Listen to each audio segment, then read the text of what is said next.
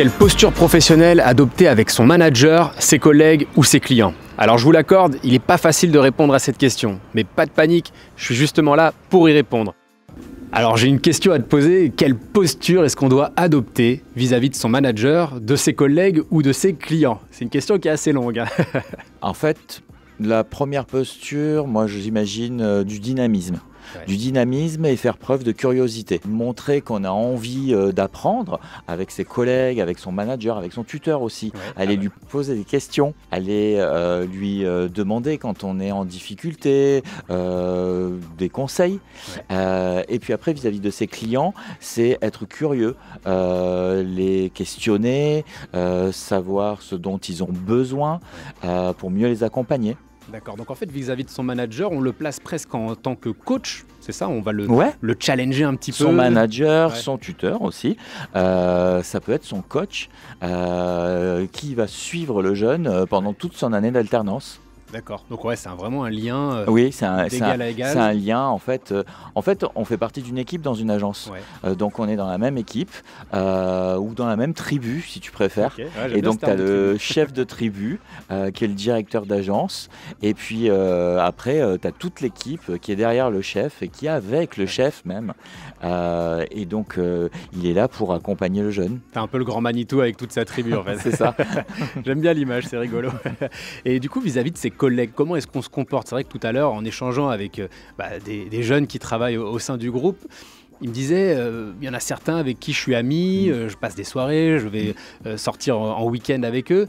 Est-ce que cette posture, elle est adaptée vis-à-vis de ses collègues? Est-ce que c'est possible aujourd'hui d'être ami ou de considérer ses collègues comme presque sa propre famille? Pour moi, il faut qu'on apporte autant à ses collègues que les collègues peuvent apporter aux jeunes. Il y a une réciprocité en fait. Exactement, Ok. exactement. C'est-à-dire qu'on va aider les collègues, on va peut-être les accompagner à monter un dossier de financement.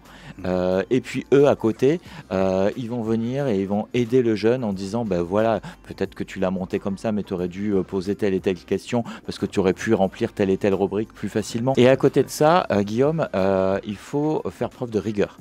On est dans le milieu bancaire, il faut avoir en tête qu'il y a le secret bancaire, Ouais. il faut avoir en tête aussi qu'on est avec des législations, des réglementations, il faut en tenir compte, on ne peut pas faire tout et n'importe quoi, donc il faut bien avoir en tête aussi cet aspect-là du métier en fait. Ouais, il y a une posture vraiment de rigueur à C'est tenir ça. qui est liée au métier en C'est ça. particulier, qui C'est- n'existe c'est- peut-être pas sur d'autres métiers, C'est mais dans ça. le domaine bancaire, c'est le cas. Il y a une posture de rigueur, je pense, dans tous les métiers. Ouais. Dans les métiers de la banque, elle est beaucoup plus forte parce que justement, on est là avec les clients et avec leur argent.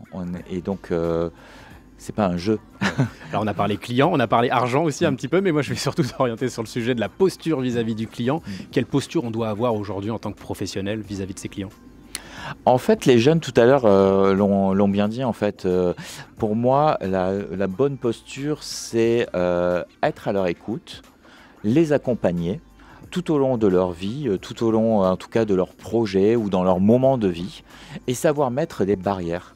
Il ne faut pas que le client franchisse les barrières, ou il ne faut pas non plus que le conseiller franchisse les barrières. Il faut savoir bien doser pour qu'en fait, c'est une relation professionnelle. D'accord, donc il y a quand même cette notion de réciprocité aussi vis-à-vis du client, c'est-à-dire Oui. que chacun doit respecter les limites, les barrières, pour reprendre tes termes, C'est ça, de l'autre. c'est ça, exactement, Ok. c'est ça. Alors, j'ai une petite question bonus à te poser pour justement les jeunes qui nous regardent aujourd'hui et qui se demandent quelle posture on doit adopter vis-à-vis de son client. Est-ce qu'il y a un petit bonus, un petit tip, on va dire, un conseil que tu pourrais donner? Je dirais une posture qui permet de montrer qu'on a envie.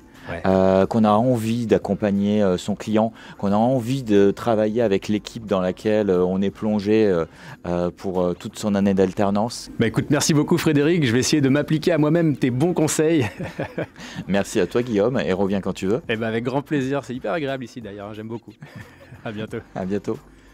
Voici l'essentiel des points à retenir.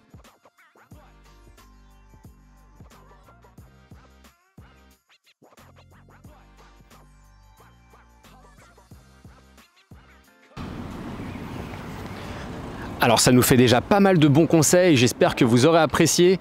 Je vous en donne 3 autres en bonus. Le premier, c'est celui d'avoir toujours le sens de l'écoute. Le deuxième, c'est celui de reformuler votre interlocuteur lorsque vous n'avez pas compris ce qu'il a dit.